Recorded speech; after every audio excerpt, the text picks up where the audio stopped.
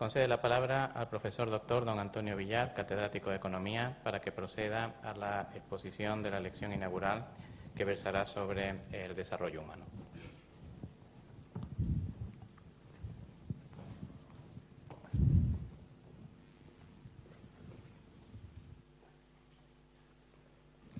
Gracias, querido rector, señor secretario general, presidenta, autoridades, doctores, señoras y señores. Comparezco ante ustedes hoy con el discutible mérito de ser el catedrático más antiguo de mi facultad que no ha hecho antes una lección, una tradición que no conseguí cambiar ni dentro ni fuera del equipo rectoral, pero aquí me tienen. Les voy a hablar de un tema que espero que sea de cierto interés para general y sobre el que he estado trabajando en los últimos tiempos. El desarrollo humano. Hemos recorrido un largo camino en el desarrollo desde aquellas piedras que pusimos en Stonehenge hasta estos nuevos sistemas de comunicación. Un gran desarrollo, pero un desarrollo que ha dado unos resultados muy desiguales. De esto somos más o menos conscientes, pero las cifras a veces son realmente impactantes. Un mapa que no tiene nada que les sorprenda. Lo único que me gustaría llamar la atención es la magnitud de las diferencias. Esto es la riqueza acumulada por adulto en el mundo. Los países en rojo no son los comunistas como antes, sino ahora son los que tienen más de $100.000 acumulados de riqueza por adulto. Y los azul oscuros son los que tienen menos de 5.000. O sea que hay una diferencia de 1 a 20 entre lo que supone la riqueza acumulada por grupos de países en el mundo. Muy asimétrico el desarrollo. Muy asimétrico por regiones del mundo.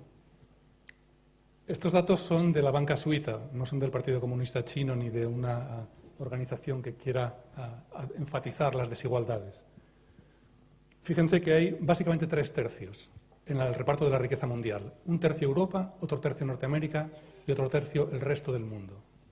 De ese otro tercio del resto del mundo, más del 60% son Australia, Nueva Zelanda, Japón y Corea. Para África queda un 1% del total de la riqueza mundial. La situación es realmente muy impactante, por lo menos a mí cada vez que sigo viendo estos datos me impacta. Si hablamos de la distribución por grupos de población por adulto, subrayo lo de por adulto porque esto es lo que está en el denominador, por tanto, si pusiéramos per cápita sería mucho peor, porque los países menos desarrollados tienen más niños. Fíjense ustedes que nos están diciendo estos datos que aproximadamente el 70% de la población no tiene más que el 5% de la riqueza mundial. Y si miran ustedes, y consigo que esto, arriba de todo, bueno, el triángulo superior, el 0,5 de la población mundial tiene más del 35% de la riqueza mundial. Así de malo es el desarrollo que hemos estado teniendo. En grandes cifras, el 90% de la población mundial solo tiene el 10% de la riqueza del mundo, y viceversa. Por tanto, la idea de evaluar el desarrollo y medir la evolución de los países es importante porque la situación es muy seria, la desigualdad que existe es muy importante. El desarrollo, la idea de desarrollo le pasa como la idea de las mesas, es muy difícil definirla. El desarrollo se refiere a la capacidad de progresar, de vivir bien. Es una idea que es importante, aunque sea un poco difusa. Desde los años 50 se llegó a un cierto convenio, un protocolo en el cual se consideraba que la manera de medir el desarrollo era ver cuánto crecía el Producto Interior Bruto, el PIB. El Producto Interior Bruto no es más que el valor de lo que ha producido un país durante un año a precios de mercado. Mide lo que mide. Sabemos todos exactamente cuáles son sus limitaciones y es una metodología homogénea para todos los países. El PIB no es suficiente. Esto quedó claro desde el día siguiente en que se acordó desarrollar la contabilidad nacional. Otra cosa es qué mejor podíamos hacer, y esto es más difícil. ¿Por qué no es suficiente el PIB? Porque hay muchas cosas que no mide. Les daré algunos ejemplos que creo que son relevantes. Uno de ellos, la calidad. Si ustedes piensan en un ordenador hace 15 años y un ordenador ahora, a lo mejor su contribución al PIB es la misma, es decir, el coste en términos monetarios o en términos de como el porcentaje del salario que supondría un ordenador no ha variado mucho. Sin embargo, las prestaciones de un ordenador de hace 15 años y las de ahora son dos bienes completamente distintos. Esto no lo recoge el PIB, porque solo mide el valor. Otra cosa que no recoge el PIB es el capital acumulado. Es decir, cuánto hemos acumulado ya aparte de lo que hayamos producido este año. No es lo mismo tener una infraestructura de carreteras, de telecomunicaciones, un sistema sanitario, de hospitales, etcétera, que no tenerlo, ¿no? Esto tampoco lo recoge el PIB. Y sobre todo no recoge todas aquellas cosas que no están en el mercado. Por ejemplo, la seguridad, la libertad, la protección social, la igualdad entre hombres y mujeres, la explotación infantil. Hay muchas cosas que no recoge y que son importantes para la vida y el desarrollo. Como les decía, estaba claro desde el principio que había muchos problemas con el PIB. Lo que es difícil era encontrar alternativas mejores en las que todo el mundo se pusiera de acuerdo. La primera idea, o las ideas comunes en todas las alternativas que se han ido planteando, ha sido la de buscar varias dimensiones. Es decir, no medir solo el valor de la producción en un año, sino intentar incorporar otros aspectos a esta medida del desarrollo. La idea de varias dimensiones es la idea clave. En cuanto uno abre esta puerta a considerar indicadores que tengan más de una dimensión, se plantean inmediatamente una serie de problemas que hay que resolver, problemas difíciles que requieren compromisos y un cierto sentido común, además de aspectos técnicos. ¿Cuáles son las dimensiones que debe incorporar un índice de desarrollo? Por ejemplo, la salud, la explotación infantil, la igualdad de hombres y mujeres. Segundo, ¿qué variables de las que podamos tener datos hay que utilizar? Porque una cosa es decir que la educación es importante y otra cosa es cómo se mide esa educación. ¿Qué medimos? ¿El analfabetismo? ¿Los años de educación de los adultos? ¿Medimos el porcentaje de universitarios en la fuerza de trabajo? Hay que decidir esa dimensión, educación, cómo se traduce en una variable medible, de la que tengamos datos para todos los países.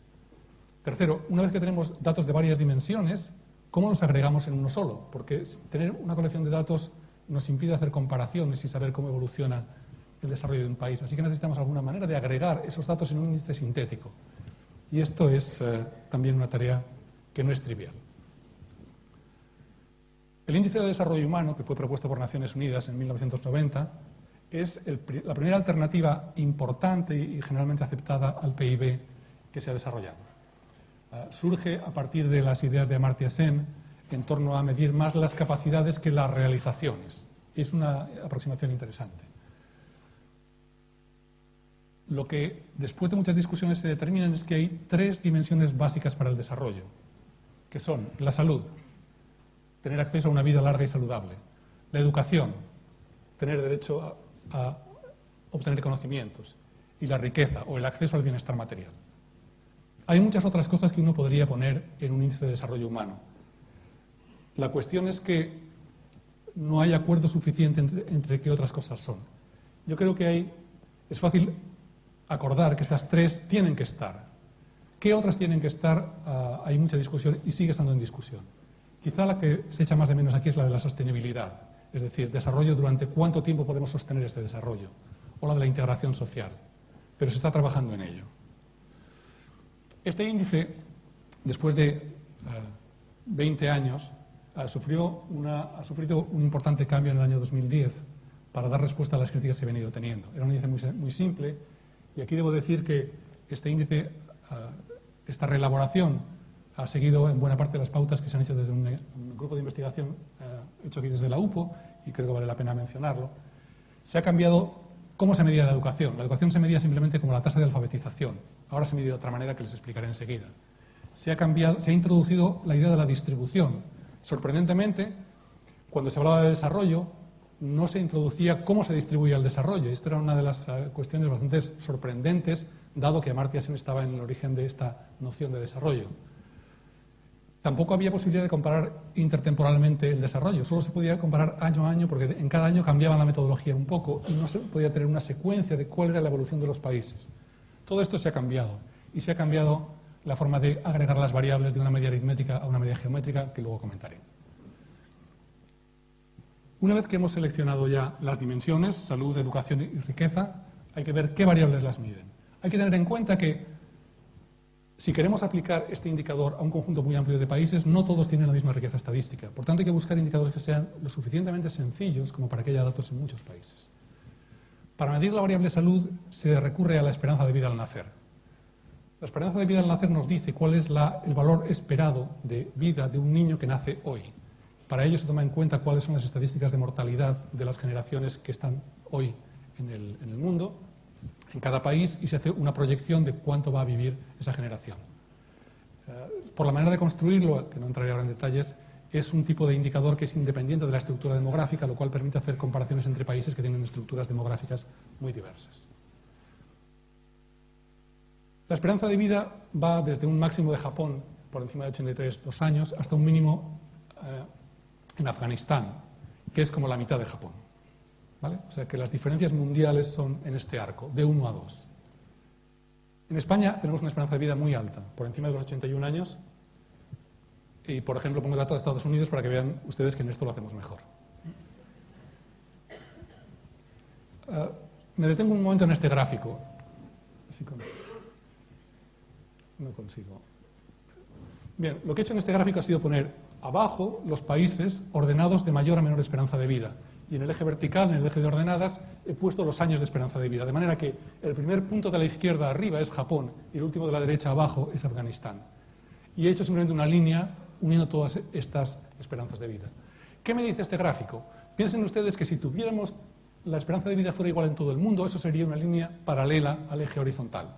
Estaría a nivel del 82 de Japón y sería una línea paralela. Cuanto más deprisa cae, más desigualdad en la distribución mundial de la esperanza de vida hay, o de la variable que sea. Por lo tanto, la caída de esa línea me está hablando de cómo de desigual es la distribución en el mundo de la esperanza de vida. Como les decía, va desde 1 a 2. Digamos, un japonés va a vivir el doble que un afgano. Para medir la educación, afortunadamente se quitó la idea de la tasa de alfabetización, porque esto iba bien para comparar Estados Unidos con Zambia, pero entre Alemania y Francia no nos decía nada. Se utilizan ahora dos variables. Una, los años que han estudiado los adultos, y otra, los que van a estudiar los niños. Los años medios de estudios de los adultos son el promedio de años que ha estudiado la población que ya tiene más de 25 años. Y los años esperados de escolarización son aquellos niños que empiezan hoy, cuántos años se espera que vayan a estudiar en función del patrón que hay en las generaciones precedentes. Por tanto, una nos habla del presente y otra nos habla del futuro. Aquí las diferencias son más importantes. Entre Noruega y Mozambique hay una diferencia de 10 veces en los años que va a estudiar un noruego con respecto a un mozambiqueño. España no está mal, pero no ocupa un puesto muy destacado en cuanto a los años de educación de los adultos en la actualidad. Ocupa el lugar 30 en el ranking mundial, por debajo de su situación como renta per cápita. Como ven ustedes, aquí la distribución de la educación cae mucho más deprisa, por tanto es mucho más desigual, como les decía antes. Arriba tenemos, la primera de todas es Noruega y la última es Mozambique. Los años esperados de escolarización se comportan un poquito mejor, aunque la diferencia entre el primero y el último es un poco más grande, es de 11 veces entre Australia y Somalia. La verdad es que en medio la distribución es un poquito mejor. España tiene un dato bastante bueno. Aquí nos situamos en el lugar 14 del ranking mundial, o sea que en España también el futuro es mucho mejor que el presente. España ha hecho un esfuerzo muy grande en educación y, por tanto, ahora estamos recogiendo esos frutos en términos de la probabilidad de años que va a estudiar un niño que empieza ahora. Como ven ustedes, aunque la diferencia entre el primero y el último es más grande, hay muchos países que están en la zona intermedia. Digamos, entre 10 y 15 años hay una gran cantidad de países cuyos niños van a estudiar un número de años que es importante. O sea que el futuro pinta mejor que el presente en este sentido. La riqueza.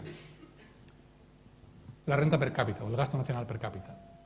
Les recuerdo, la diferencia entre el mejor y el peor en salud era de 1 a 2, en educación de 1 a 10 o de 1 a 11. En renta es de 400 veces. La renta de Qatar, aunque es un poco un outlier, es un poco un dato fuera de toda medida, es de en torno a los $80.000. La de Zimbabue de 200. Es más de 400 veces. España se sitúa en torno a los 30.000 dólares de renta per cápita. Y esta es cómo cae, cómo de desigual es la distribución mundial de la renta per cápita. En el 80.000 estaría Qatar, iríamos bajando. España estaría aproximadamente en el lugar 26 de esta clasificación. la idea es que la esperanza de vida es en realidad la variable que mejor se distribuye en el mundo. La educación se distribuye mucho peor, pero el futuro parece mejor que el presente. La renta está tremendamente mal distribuida. Y una última observación: si en lugar de tomar la renta en cuenta solo la renta como indicador de desarrollo, tomamos en cuenta una combinación de estas tres variables, van a cambiar la pinta que nos da el ranking de países. Va a cambiar el ranking de países. ¿Cómo se construye este índice de desarrollo humano? Hay que pasar de las variables que hemos seleccionado, años de vida, la esperanza de vida, años de educación de los adultos, años de educación de los niños, que empiezan, y renta per cápita. Lo que se hace es, fíjense que son variables que están medidas en unidades distintas, años o dólares. Se pasan a una unidad común, para ello se normalizan. Para que aquellos que están menos habituados me entiendan, básicamente, si cogemos la idea de la edad, de la esperanza de vida, si tomamos Japón como 1, lo que hacemos es poner todos en relación con Japón, de manera que si Japón tenía 80 años, el que tenga 40, su valor sería 0,5. ¿Vale? Se reescala todo entre 0 y 1. De esta manera tenemos todas las variables comprendidas entre 0 y 1. Y una vez que se ha hecho esto, se hace la media geométrica, que no es ningún objeto tremendamente raro. Esta es la única fórmula que les voy a poner, pero necesito ponerles por lo menos una. Si recuerdan ustedes, la media aritmética lo que se hacía era sumar y luego dividir. Aquí se hace lo mismo, pero en lugar de sumar se multiplica y en lugar de dividir se saca la raíz correspondiente. Como hay únicamente tres variables, salud, educación y renta, es la raíz cúbica. Este ha sido un cambio con respecto a la formulación inicial donde se hacía la media aritmética, que es más fácil, la gente está más habituada. La media geométrica, que es muy habitual para los estadísticos, de hecho la usan con más frecuencia que la aritmética, tiene algunas ventajas. Déjenme que les ponga un ejemplo, el último ejemplo. Consideren las siguientes parejas de números: 10, 0, 9, 1, 8, 2, 7, 3, 6, 4, 5, 5. Todas ellas suman 10, ¿vale? Por tanto, la media aritmética es siempre 5. 5 más 5, 10, dividido por 2, 5, 10 más 0. Hagan ahora ustedes la media geométrica, que es multiplicar y luego sacar la raíz cuadrada. 10 por 0, 0, la raíz de 0, 0. 9 por 1, 9, la raíz de 9, 3. Así sucesivamente hasta llegar a 5 por 5, 25, la raíz de 25, 5. De manera que, al multiplicar números que suman lo mismo, el valor mayor es aquel en que los números son iguales. De modo que con este tipo de... Piensen ustedes que estas son las notas de los exámenes de los estudiantes, de 2 exámenes. Si fueran 2 parciales, en el caso de la media aritmética, siempre me probaría el estudiante. 10, 0 o 5, 5 nos daría igual. Si fuera la media geométrica, únicamente aprobaría en el caso de haber sacado 2 5. En los otros casos estaría suspenso. Por tanto, lo que me está diciendo la media geométrica es que yo penalizo la dispersión de los valores que hay en el indicador. O sea que para tener un alta valor del índice de desarrollo necesito hacerlo bien en salud, en educación y en renta. No me basta hacerlo muy bien en una, irregular o mal en otras. Necesito que estar bien en los 3 valores. Esta es la manera de... Esto es lo que incorpora la media geométrica a diferencia de la media aritmética. No les canso más con esta disquisición metodológica. Entre 1980 y 2010, el desarrollo humano ha crecido en torno al 1% anual. En el conjunto del periodo, las diferencias por grupos de países se han reducido, y esto es una buena noticia. América Latina y África pierden un poco de peso en la media mundial, no obstante. Los que han salido más beneficiados son básicamente Asia. Un gráfico muy sencillo, este me dice cuál es la participación en la media mundial en el año 80 y en el año 2010 por grupos de países. La OCDE ha pasado de estar por encima del 160 a en torno al 140% de la media mundial, o sea que ha reducido su peso en la media mundial. Lo mismo con los países desarrollados que no son de la OCDE. Los países asiáticos han mejorado. África ha perdido un poquito, pero en la última década África subsahariana ha crecido bastante más que la media mundial. ¿Y cómo nos ha ido en España? España va bien, que decía aquel, pero no tanto. Desde el 80 hemos crecido en torno al 0,8% anual acumulativo, que es una cifra muy buena. Es un poco más baja que la media mundial, pero superior a la media de la OCDE, con lo cual nos hemos acercado a la media de la OCDE, del 90% al 98%. Ocupamos el puesto número 20 en el ranking de países con este indicador. Y nos hemos aproximado a los valores de Francia y Alemania. hemos superado a Inglaterra y hemos superado a Italia. Les voy a dar muy poquitos datos, pero algunos sí, para que tengan ustedes una idea cuantitativa. En estos 30 años, España ha aumentado más de 6 años la esperanza de vida, lo cual es una cifra extraordinaria. Ha duplicado los años de estudios de los adultos. Ha aumentado más de un 30% los años que van a estudiar nuestros niños. Y casi ha duplicado la renta per cápita. O sea, las cifras son realmente buenas. Estos datos tienen algunas implicaciones sobre el desarrollo que son importantes. Por ejemplo, el sistema de pensiones. Ya por fin alguien ha pensado que había que hacer algo con las pensiones cuando la gente vive más años y somos más los mayores cada vez. Estará bien o mal lo que han hecho, pero alguna cosa había que hacer porque las generaciones que van a tener problemas han nacido ya. El mercado laboral. Más años de estudios significa que la gente quiere trabajar más. Es una verdad estadística, una verdad empírica, que cuanto mayor es el nivel de formación, más dispuesta está la gente a participar en el mercado de trabajo. Así que las dificultades en el mercado de trabajo van a proseguir. El modelo productivo. Esto es una ventaja. También los datos estadísticos nos dicen que, bueno, primero nos dicen que la movilidad en España es bajísima y la única que hay es interprovincial, básicamente. O sea, nadie sale de su pueblo y como mucho de la provincia. Pero los que se mueven son los que tienen más educación, con lo cual quizá esto es un mensaje positivo para la movilidad. También esto cambia los patrones de consumo y de comercio. Si miramos lo que hay encima de la mesa, los ordenadores, la lámpara, los teléfonos móviles que tenemos, lo que llevamos encima, no sé cuántas cosas se han producido en España, pero no muchas. Es decir, ahora estamos comprando muchas cosas que tienen mucho valor añadido. Por tanto, el modelo productivo hay que pensar cómo se orienta, dado que ahora consumimos cosas con más valor añadido que muchos de ellos se producen en otras partes. En estos años, los datos de España en cuanto a esperanza de vida son claramente superiores a la media de la OCDE. Las variables educativas, estamos mejor en los años que van a estudiar los niños, peor todavía en los que han estudiado los adultos, aunque aquí hay que poner un pero, y es que hay que tener en cuenta la calidad, y esto es un aspecto que es importante. En la presentación del informe PISA queda bastante claro que es la calidad y no la duración lo que establece las diferencias entre países. Si quieren tener alguna idea de cómo somos con respecto a nuestros vecinos, también muy poquitos datos les daré. He puesto Alemania, Francia, Gran Bretaña e Italia. Adviertan que ser más ricos, tener más renta per cápita, no significa tener más salud, más esperanza de vida, ni más educación necesariamente. Y al revés, tampoco los más años de educación implica que los países sean más ricos. Por lo tanto, las relaciones entre estas variables son complejas, no son sencillas.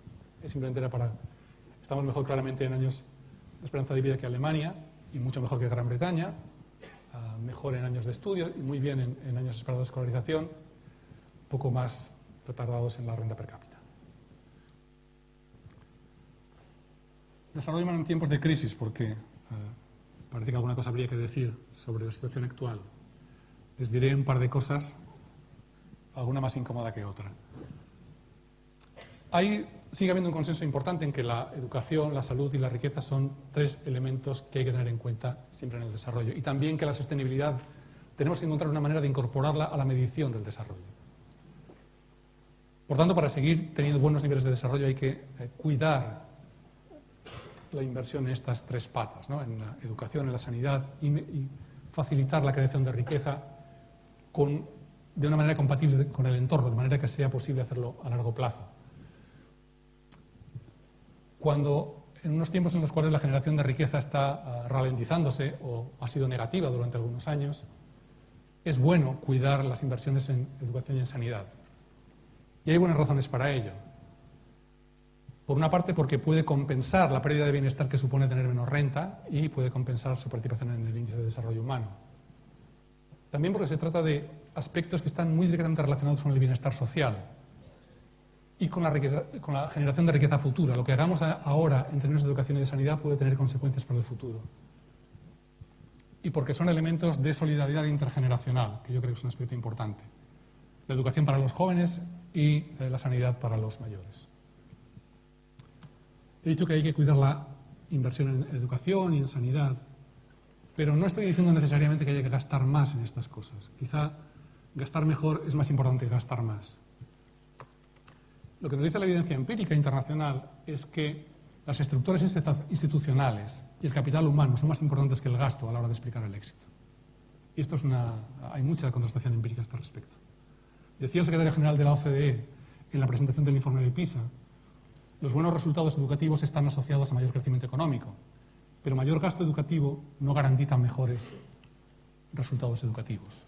O sea que no solo hay que gastar más en educación, las estructuras, qué se hacen los profesores, cómo son los profesores, es muy importante, no solo el gasto. Yo había pensado inicialmente terminar aquí, pero un colega que se dice amigo, al que le contaba esta idea, me dijo, bueno, es muy fácil decir, hay que gastar más, no hay que gastar más, hay que gastar mejor, ¿no? Pero ahora, ¿por qué no en tu entorno, en el entorno educativo de la educación superior que se supone que conocemos y en los que nos movemos? ¿Tú qué harías? Pensé si valía la pena o no decir algo y como soy fácil, pensé que sí. Así que les diré cosas que creo que se podrían pensar, hacer en el entorno de la educación superior para colaborar al desarrollo humano sin gastar más, pero mejorando. Es arriesgado porque no tengo tiempo para matices en este contexto, pero les diré básicamente lo que creo. Mis colegas del anterior equipo rectoral ya me han oído decir esto en privado, algunos les diré ahora en público. Primero, cambiar radicalmente la forma de financiar la universidad. No puede ser que el número de estudiantes sea el criterio que define la financiación de las universidades, porque esto genera incentivos perversos a multiplicar grupos, titulaciones, grados, posgrados, cuando no hay capital humano suficiente. Como todo organismo vivo, tendemos a crecer y reproducirnos, y esto el rector sabe bien que es una verdad biológica, pero nos pasa también a niveles de seres pluricelulares. Creo que esta política es cara, es ineficiente y tiene muy mal arreglo. Creo que hay que apostar por la calidad y hay que repensarse un poco todo el despliegue que estamos haciendo de grupos, subgrupos, grados, posgrados. No digo que haya que quitarlos, yo creo que vale la pena repensarlo. A veces tenemos grupos que son más pequeños que en la Universidad de Stanford y no sé si es razonable. La experiencia nos enseña que el rendimiento está asociado a la calidad de los profesores y de los estudiantes. Lo demás tiene menos importancia. Creo que los programas de doctorado deben concebirse como programas de formación, no como programas de empleo universitario. Y que hay que financiar el tercer grado. Un estudiante de doctorado no es un profesor pequeño, es un estudiante grande. Un estudiante de doctorado tiene que pensar que la empresa y la industria son las alternativas naturales también para su futuro profesional. Mientras estemos fijando a los doctores, a los becarios, a la universidad, y con una beca significa derecho a ser catedrático en mi pueblo, esto no va a funcionar. Hay que apostar por la investigación de calidad, especialmente en términos de capital humano. Andalucía ha hecho un esfuerzo muy importante en investigación y creo que tenemos que estar muy agradecidos a ello. Yo personalmente lo estoy, y creo que el secretario general lo sabe. Se lo digo en privado y en público porque personalmente no puedo estar más que agradecido, pero creo que hay que orientar hacia la captación de capital humano. Otros lo están haciendo, y lo están haciendo algunos muy bien. Cataluña se está incorporando cada año 30 investigadores de primer nivel internacional y ya les sale rentable. Ya ganan más dinero con los fondos que estos investigadores captan que lo que les cuestan sus salarios. Creo que hay que diseñar mecanismos para atraer a los mejores antes que garantizar el puesto a los que ya están. Así de crudo lo digo. Creo que hay que potenciar la investigación ajustando el cómputo de las dedicaciones. Quien no hace investigación debería dar más clases. Creo que hay que huir de la burocracia cuando hablamos de calidad, creando puestos, vicedecanatos, subdelegaciones. Tengo algunas dudas sobre cómo es de eficaz. No digo que lo que se hace no sirva para nada. Digo que es muy caro y que habría que pensar cuánto rendimiento estamos sacando. Y por último, creo que no hay que inventar la rueda. Hay muchas universidades que funcionan, hay que ir a mirar qué es lo que hacen y por qué lo hacen bien. Ahora sí ya acabo. Sería bueno disponer de más fondos para mejorar la formación básica, los estudios universitarios y el desarrollo de la investigación. Pero creo que en estos momentos, más que aumentar los fondos, habría que aumentar la ambición. Creo que es el momento más de la política que de la gestión de intereses. Hace falta pensar en qué país queremos dentro de 20 años, no en acontentar a los que estamos aquí y no creemos problemas. Termino con una frase que decía un antiguo jefe de gabinete del presidente Clinton. Nunca hay que echar a perder una buena crisis. Muchas gracias.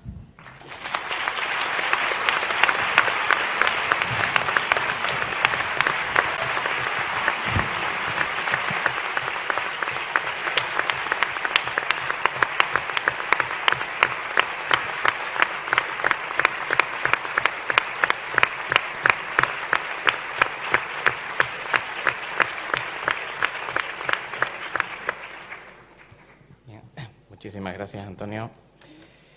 A continuación se va a proceder a la entrega de premios, honores y distinciones de la Universidad Pablo de Olavide. Tiene la palabra el señor secretario general de esta universidad.